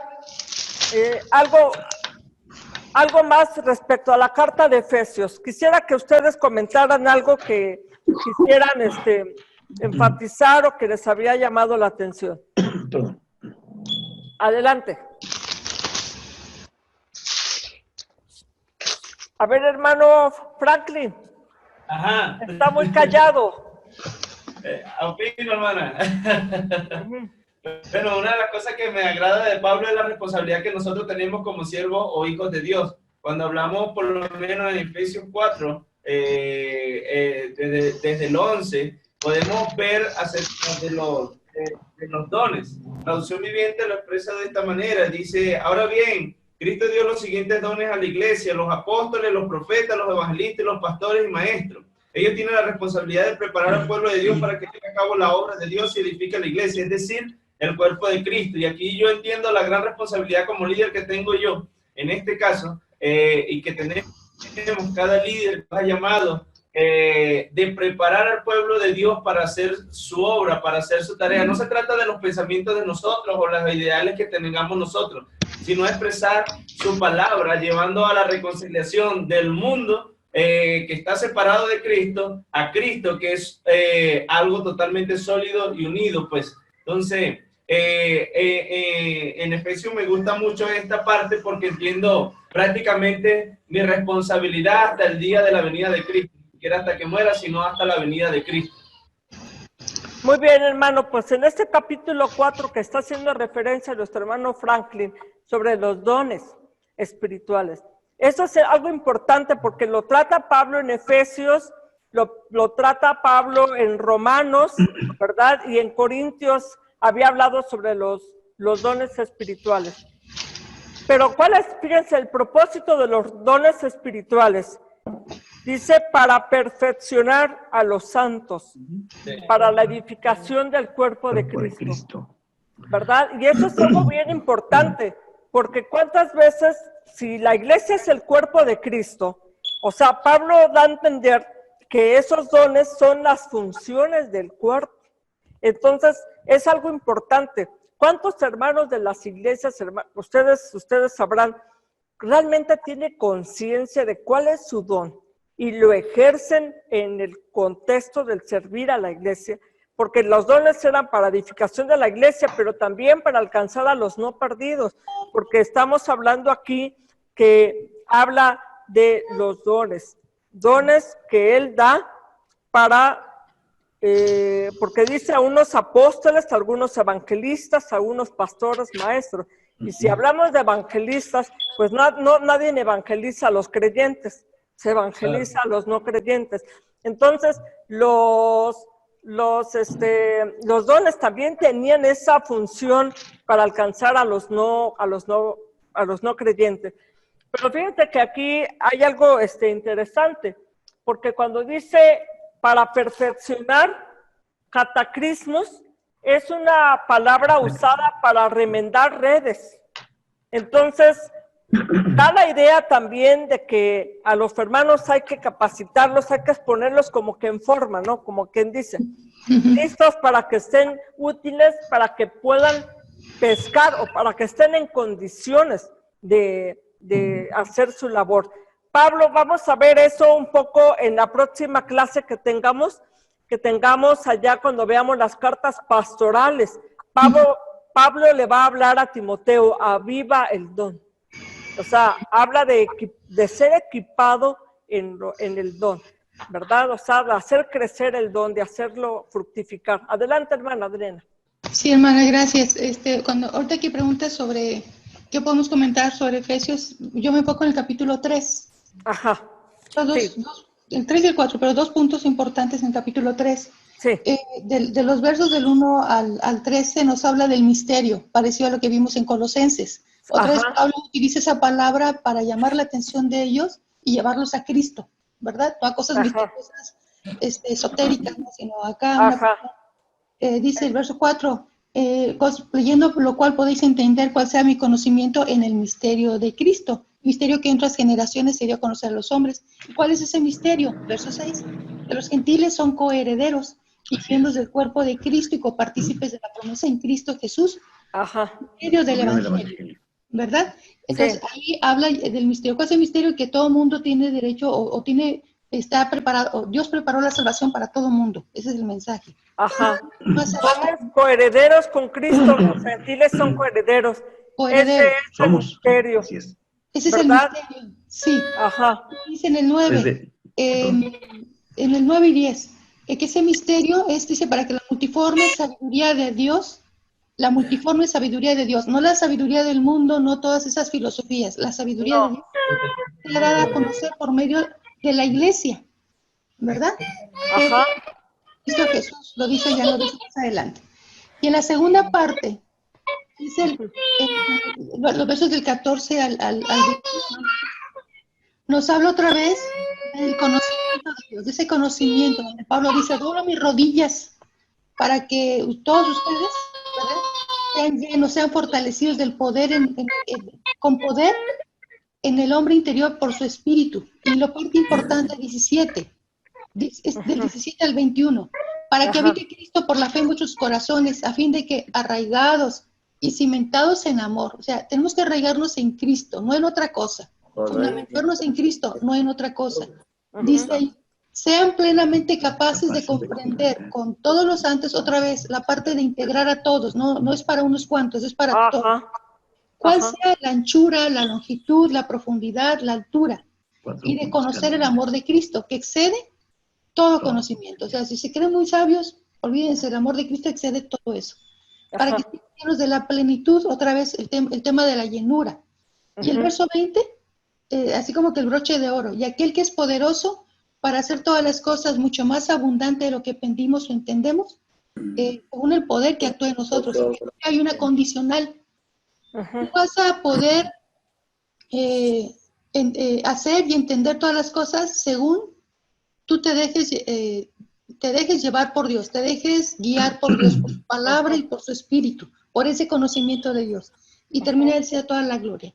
Y terminaría yo con el tercer punto del capítulo 4, el tema de la unidad, lo que usted menciona de la paz romana. Aquí en el verso del capítulo 4, del 1 al 8, o al 7, digamos, yo lo veo como un fundamento de lo que es la sana doctrina. ¿Verdad? ¿Cuál es la sana doctrina? Solícitos en guardar la unidad. ¿En qué? En el espíritu. ¿Por medio de qué? En el vínculo de la paz. ¿Sí?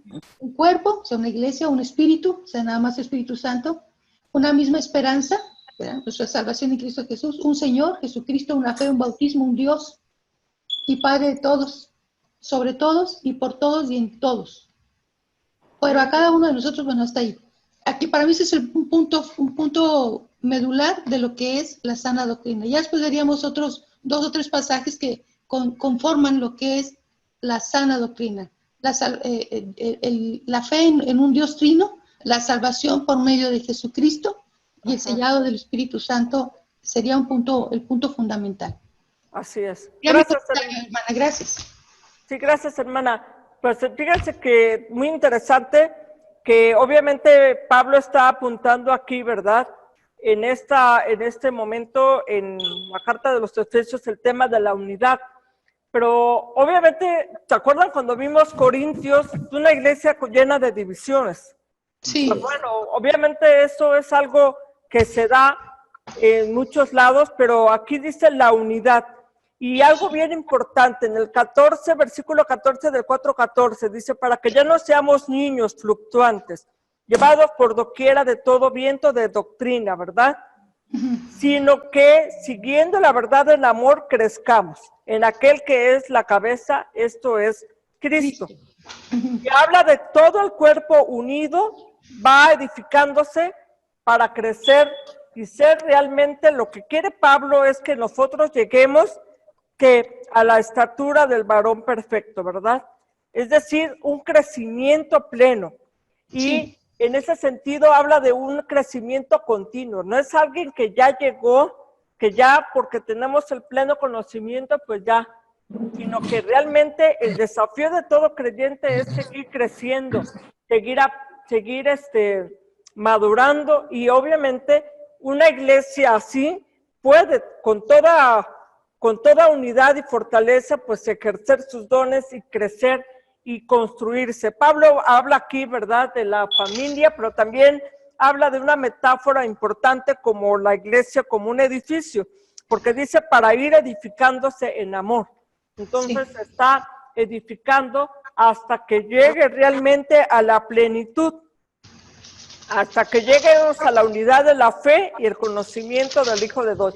Pero fíjense, aquí nos incluye a todos, no unos cuantos, que eran las ideas de los gnósticos, que eran unos cuantos, unos señalados, unos escogidos, sino que aquí Pablo es realmente incluyente para todos. Todos tenemos que llevar a esa estatura, a esa vida. Por eso habla de ya no vivir como paganos, sino vivir como hijos de Dios, andar como hijos de Dios. ¿Algún comentario más, hermanos, de los que yo no los puedo ver en pantalla, pero que aquí están conectados? Un comentario final sobre Efesios. Yo sé que no estamos entrando en la carta en detalle por detalle, solamente algunos aspectos que les han llamado la atención, porque todavía tenemos que ver Filipenses. A ver, hermana, sí. mire, Sí. estaban comentando ahorita, aquí en el capítulo 2, versículos del 14 al 17. Ajá. Él es nuestra paz y que de ambos pueblos hizo uno, derribando la pared intermedia de separación, aboliendo en su carne las enemistades, la ley de los mandamientos expresados en ordenanzas, para crear en sí mismo de los dos un solo y nuevo hombre, haciendo la paz. Desde los tiempos del Antiguo Testamento, Dios incluía a los gentiles en su salvación. Un caso así que se me viene a la mente ahorita es Rahab, aquella mujer que siendo gentil fue incluida en los planes de salvación de Dios, fue salva por la fe que expresó en el Señor. Y obviamente pues el Señor le puso en un lugar privilegiado, ¿verdad? Bueno, vamos a llamar así, como ascendiente de nuestro Señor Jesucristo. Dios siempre se ha preocupado por todo el mundo, no nada más por un solo pueblo. El mismo mandamiento decía, aún el extranjero que vive dentro de tu casa. Todos tenían que estar sujetos a una ley. Hoy en día ya no es necesario otra cosa más que la fe en Jesucristo y obviamente pues vivir la sana doctrina como lo enseña la Escritura. Ese sería mi comentario, hermano. Muy bien, hermano, gracias. Bueno, hermanos, pues pasamos a Filipenses para abordarlos en el tiempo que nos queda. Filipenses, yo creo que es una de las cartas quizás más leídas, ¿verdad? Sí. Pues vámonos a Filipenses. La carta del gozo. ¿Alguien de ustedes anda triste? ¿Anda apachurrado? Lea Filipenses. Lea Filipenses. Bueno. Filipenses pues 4:4, ¿verdad? Sí. Fíjense que hablando del gozo, Pablo escribe una carta llena de gozo. Pero fíjense que en una condición de arresto domiciliario. O sea, no la está escribiendo en un crucero, ¿verdad? Ya por las islas griegas, allí disfrutando la vida. Pues está en un crucero, pero habla demasiado. ¿Cuál es la fuente del gozo, según Filipenses? El Señor. El Señor. El Señor. Y se acuerdan que habíamos hablado de esa parte de en Cristo, es estar en la esfera de Cristo, en el dominio de Cristo. Así de que él habla, dice, a los santos en Cristo Jesús que están en Filipos, ¿sí? Están en Cristo y están en Filipos. Esta iglesia,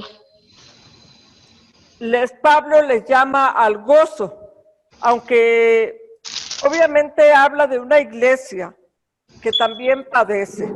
Y Pablo lo dice allá en el 29, dice, porque porque a vosotros os es concedido a causa de Cristo, no solo que creáis en él, sino que también padezcáis por él.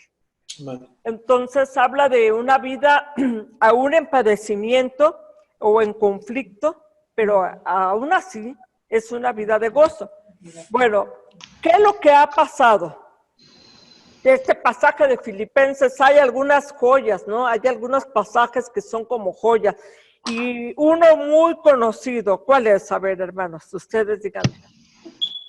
Un pasaje favorito. Sí. Lo que usted mencionaba de los cantos cristianos, los cantos teológicos de ese Filipenses capítulo 2, del el 5 hasta el 11, ¿no? Donde nos habla del Señor Jesucristo. Ajá, la humillación, ¿verdad? La humillación y el ejemplo que nos da nuestro Señor.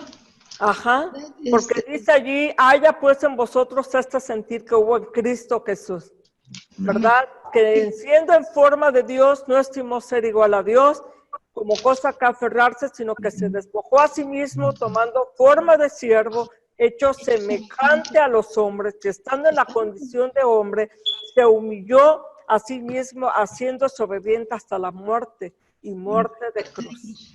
Fíjense, esto es otro himno cristológico, igual que Colosenses 1 del 15 al 20. Así de que ese es el ejemplo. Y Pablo va a hablar aquí en Filipenses también el tema de la unidad, porque lo menciona, ¿verdad?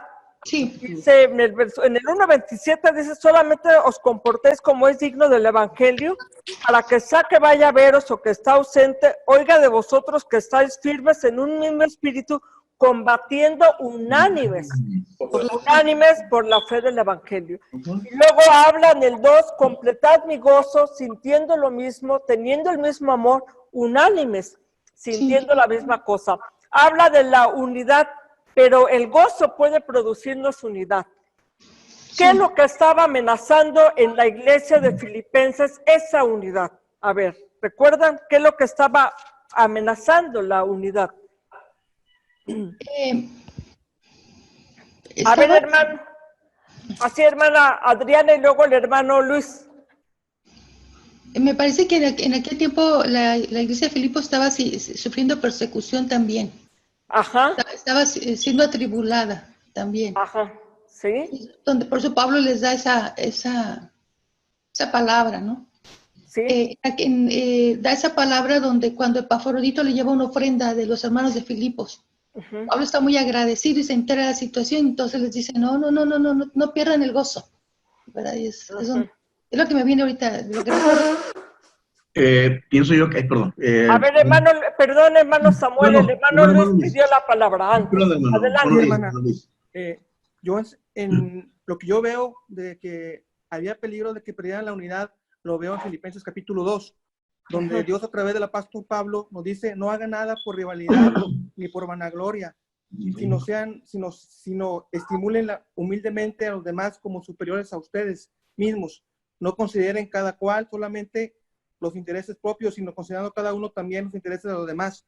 Y Dios a través del apóstol Pablo nos dice que si hay algún aliento en Cristo, si hay algún incentivo en el amor, si hay alguna comunión en el espíritu, ¿sí? Si hay algún efecto profundo y alguna compasión, que completen su gozo. Entonces yo creo que la rebelión, la vanagloria estaba amenazando la unidad de la iglesia de Filipo. Y después les dice Pablo, haya de ustedes esta misma manera que también estuvo en Cristo Jesús. Existiendo en forma de Dios, él no se consideró ser igual a Dios, a cosa que aferrarse, sino que se despojó de sí mismo y tomó la forma de siervo. Entonces yo creo que la vanagloria intereses superiores estaba amenazando la unidad de la iglesia de Filipos. Muy En el buena capítulo cosa. 2.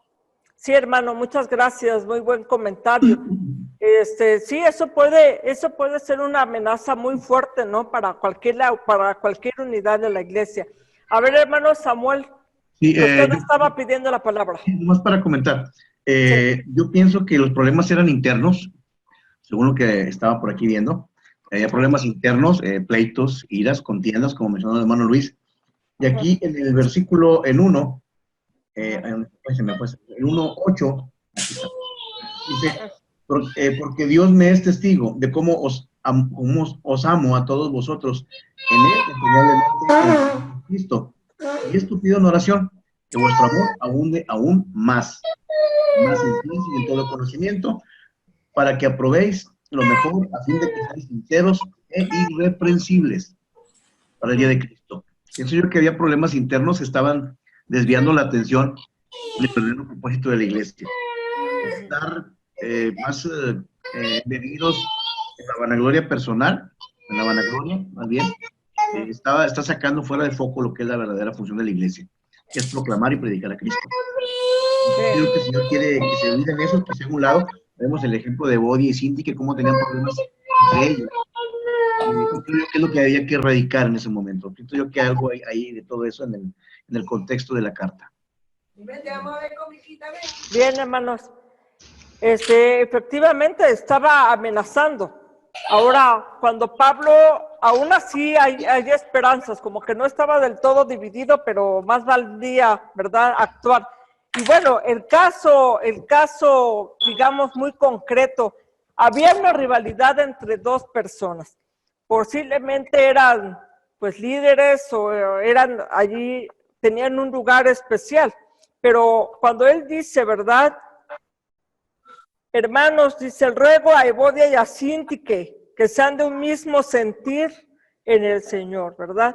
Y luego le está pidiendo al compañero fiel que ayude a estas a que se reconcilien, porque claro que hay allí un problema, y eran unas mujeres que habían combatido juntamente con el Evangelio, o sea, eran mujeres de lucha, eran unas mujeres participantes en el ministerio de Pablo, ¿verdad? Entonces, dice allí, en esa parte, que ellos se reconcilian. Y eso es una parte importante. Otro aspecto importante de esta carta, ¿qué nos presenta? Por ejemplo, Pablo, hablando de esa vanagloria, que algunos pudieran vanagloriarse, que por eso usa el ejemplo de Cristo, pero Pablo también se pone a sí mismo como ejemplo, porque él dice que yo también me puedo vanagloriar, allá en el versículo capítulo 3, Sí. en el 4, ¿verdad? En la carne. Dice, yo también puedo vanagloriarme, circuncidado al 8º día, del linaje de Israel, de la tribu de Benjamín, hebreo de hebreos, fariseo, irreprensible. Él también tenía credenciales como para vanagloriarse. Y sin embargo, ¿cómo lo tiene él? ¿Cómo considera todo? Basura. Pero allá en la clase yo les digo que hay una palabra que todavía es más fuerte que basura, porque lo que está diciendo allá es estiércol. Esa es la palabra que está usando Pablo. Dice, eso es estiércol. Realmente es peor que basura, ¿no? Pareciera, es algo más fuerte. Pero todo eso hasta así. Y sin embargo, Pablo dice, yo prosigo a la meta, al supremo llamamiento de Dios en Cristo Jesús. Pablo sigue, y aquí también tenemos una imagen de una vida atlética, de una carrera. Dice, yo prosigo a la meta. En el tiempo de Pablo, pues los corredores lo único que podían ganarse era una coronita de laureles, ¿no?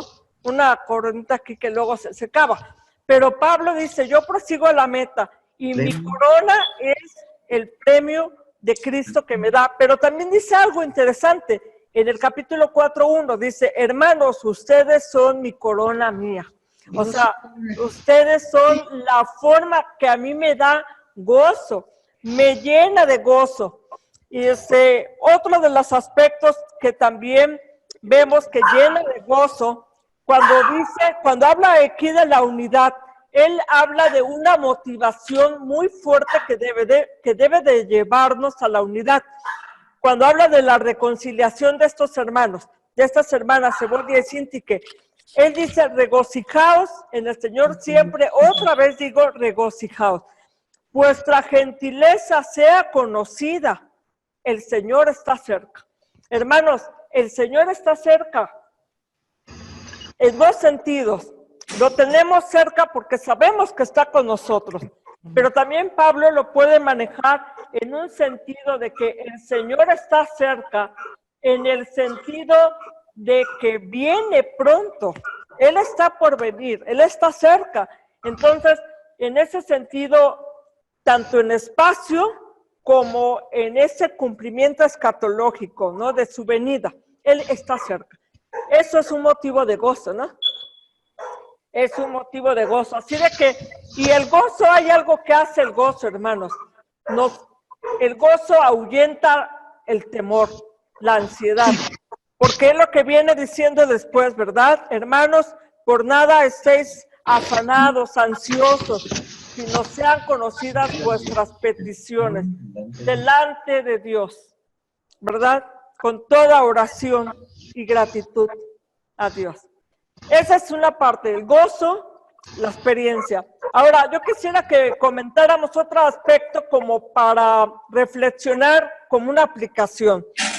Pablo, como decía la hermana Adriana, efectivamente en esta carta Pablo está dando gracias, él está usando, pues el portador de la carta, Epafrodito. ¿Por qué tuvo que regresar Epafrodito a la comunidad filipense, a Filipos? ¿Por qué tuvo que regresar? ¿Ustedes leyeron la carta? Llevaba la ofrenda, llevaba una ofrenda para el apóstol Pablo de la iglesia de Filipos.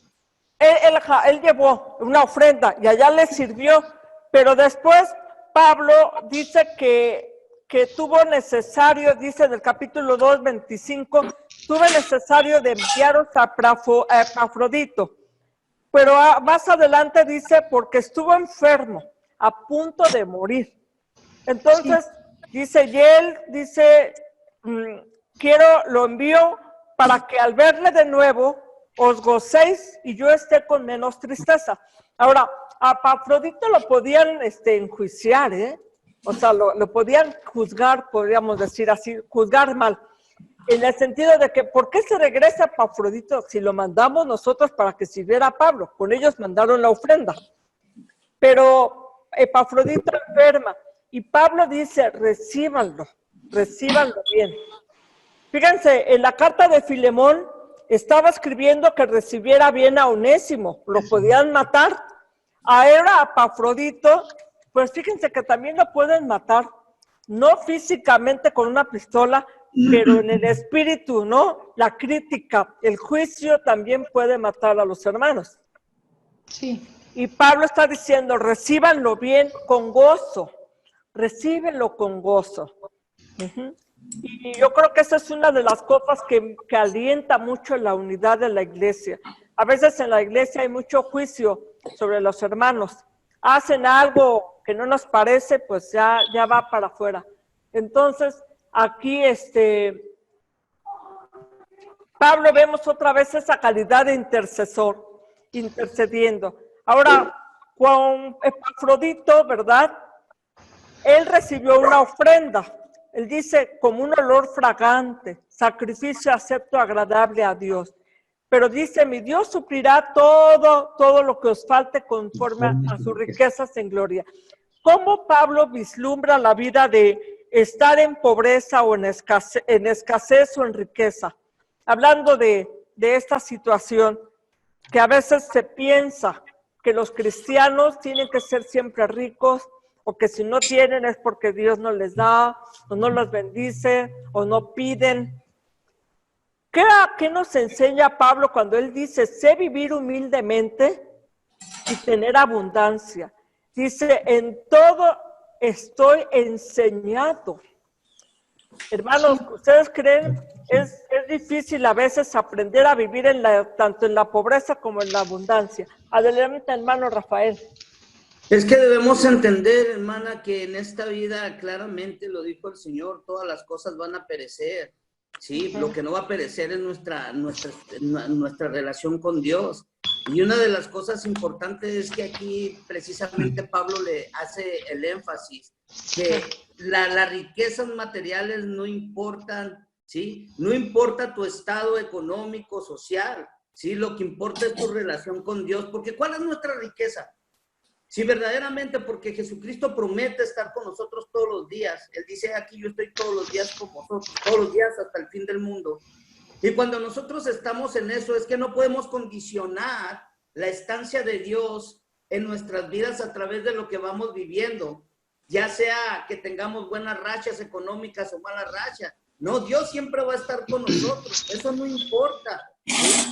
Lo que importa es que Dios camina con nosotros y la verdadera riqueza que nosotros tenemos es que tenemos al Señor en nuestras vidas. Tristemente, la gente no logra entender eso porque no están enamorada de Dios. A veces la gente ahorita se vende un evangelio muy superficial. Dale a Dios y el Señor te va a dar 1000 veces más o 100 veces más. Es cierto. Y esto no es una verdad. Sí. Esto no es una verdad. La iglesia primitiva sufrió, murió, muchos murieron de hambre, la persecución, otros crucificados, otros castigados, todo. ¿Estamos dispuestos nosotros a dar nuestras vidas por el Señor? ¿Estamos dispuestos a despojarnos de la familia? Yo le digo esto porque, bueno, yo tengo 7 años que llegué a México, pero yo veo mucho esto aquí con nuestros hermanos, que la gente piensa mucho para moverse a un lado a servir por la familia. Entonces, esto es un problema, hermana. No podemos nosotros verdaderamente decir, yo amo al Señor si no estamos dispuestos a dar todo. ¿Sí? El apóstol Pablo dio todo y por eso él dice, él tuvo todo, él tuvo una clase social buena, ¿sí? Pero eso lo dejó a un lado por servir al Señor. Incluso usted lo encuentra haciendo tiendas después y vendiendo y recogiendo ofrendas para otras personas, no para él. Y esto es algo maravilloso, que el hombre de Dios, la mujer de Dios, no puede poner su mirada en el Señor por lo económico o por la salud. Nos hemos olvidado ahora que este cuerpo se va a morir. Tristemente, la gente en la iglesia no logra entender eso. Yo a veces le digo a la iglesia, ¿en qué lugar está mejor? ¿Estar mejor con Dios o aquí? Y todos dicen con Dios. Bueno, entonces, ¿por qué nos preocupamos cuando llega el cáncer? ¿Por qué nos preocupamos cuando llegan esas enfermedades? Si no es verdad que lo mejor es estar con el Señor. Él tiene sus propósitos en nuestras vidas. Sí. Por eso es importante que nosotros entendamos que verdaderamente nosotros morimos a esta vida. Y eso pasa cuando damos el paso de obediencia que nos bautizamos. Verdaderamente morimos a nuestros placeres, a nuestras complacencias de esta vida y comenzamos una vida espiritual. ¿Sí? Sí. En nuestra vida espiritual ya nada tiene que ver con las cosas materiales. Sí. Y a eso se refiere Pablo, que las cosas materiales para nosotros los hijos de Dios no deberían de tener importancia. A ver, hermano, déjeme darle la palabra a 2 hermanos que quieren hablar. Sí. Hermano Luis y el hermano Samuel, por favor, 1 minuto cada quien. Sí, gracias, hermana. Yo siento que la palabra de Dios nos dice que el apóstol Pablo sabía vivir en la pobreza y sabía vivir en la abundancia porque su gozo no estaba en las cosas materiales, su gozo estaba en el Señor. Por eso creo que esto nos enseña la palabra. Para poder saber vivir en la pobreza y saber vivir en la abundancia, nuestra fuente de gozo debe estar en el Señor, en Cristo Jesús. Gracias, hermano. Y Pablo lo resume muy bien precisamente en esta carta de Filipenses, en esa joya, ¿verdad? Del 1:21. Para mí el vivir es Cristo y el morir es ganancia. Es un pasaje de verdad joya en ese. Hermano Samuel, por favor, un momento. Hermana, yo creo que aquí algo muy importante es que Pablo nos enseña a depender y a confiar en Dios. Aprender a vivir en la fe, en el Señor. Cuando se refería a esto, él sabía bien que Dios le iba a dar lo necesario, en cuestión económica, lo necesario para todas sus necesidades, sobre todo las más importantes, las más básicas. Ni más ni menos de lo que necesitas, el Señor te lo va a dar. Y hay que aprender a confiar y a depender se va a encargar de esa situación. Gracias, hermano. Hermana Adriana, por favor. Cortito, hermana. También Sí. aquí este pasaje habla de estabilidad, de madurez. Cuando dice, no lo digo porque tenga escasez, he aprendido a contentarme.